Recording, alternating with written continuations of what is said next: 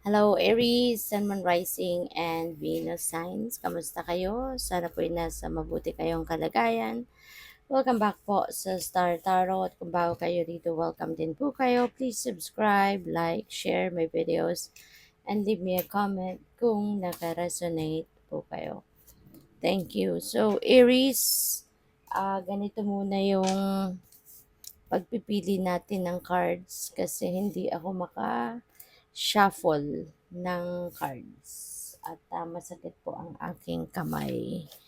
So, ganito na lang po muna ang gagawin natin. Thank you.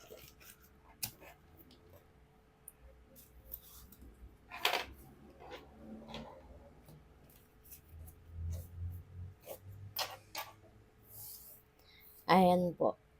So, ito yung mga nakuha nating cards. Buksan natin. Paunang mensahe po ninyo. We have the Ace of Wands. Ace of Swords. So, Aries, si Ace of Swords, ano ito victory energy, you know. So, maaring meron ditong pinagdadaanan ang iba sa inyo lately na medyo nahihirapan kayo. Po pwedeng difficult talaga to, no? Maaring magulo sa isip, may discomfort kayo na nararanasan dito kasi po pwedeng nandiyan din yung confusion, maaring nandiyan din yung naguguluhan kayo, yung gano'n, ano? At mahirap, parang nahihirapan kayong ipwesto yung sarili ninyo. Kaya, maano, kumbaga parang merong haziness, no, sa isip ninyo. But with this energy as well, meron itong tagumpay, no? Na merong tagumpay kayo na nagiintay dito.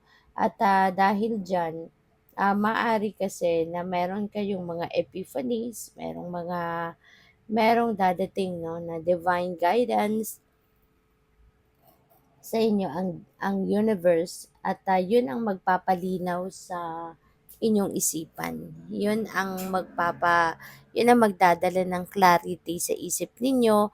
Kaya malalaman ninyo dito kung ano yung best na gagawin ninyo sa sitwasyon.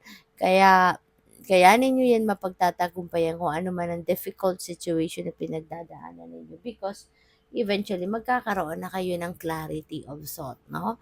Kasi nga, pwedeng magkaroon kayo dito ng light bulb moment, 'di ba? Na kahit may ginagawa kayo, all of a sudden, bigla na lang mayroong papasok na magkaka-idea kayo, yung ganun ba? So, what else?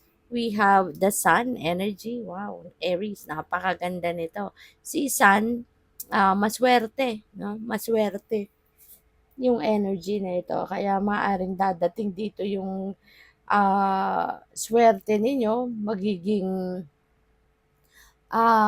lucky talaga kayo, 'di ba? Magiging fortunate kumbaga, no? Hindi lang sa isang area of life ito, hindi lang sa isang bagay. Could be in various areas of life, Aries, okay? Kaya naman, ang iba din sa inyo rito, Aries, po pwedeng unang-una baka siswertehin kayo sa pera, no?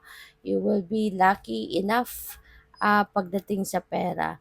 Pupuwede rin na suswertehin kayo sa trabaho, suswertehin kayo sa paghahanap ng trabaho, suswertehin kayo sa relationship, suswertehin kayo sa pupuwede rin na suswertehin kayo sa, tawag dito, sa pamilya, sa mga pakikipagkaibigan, you know. Things are going to change, no, dito for the better. Kaya this is exciting na magiging mas maayos na ngayon yung takbo ng pamumuhay, mas magiging maayos ang takbo ng mga bagay-bagay sa buhay ninyo.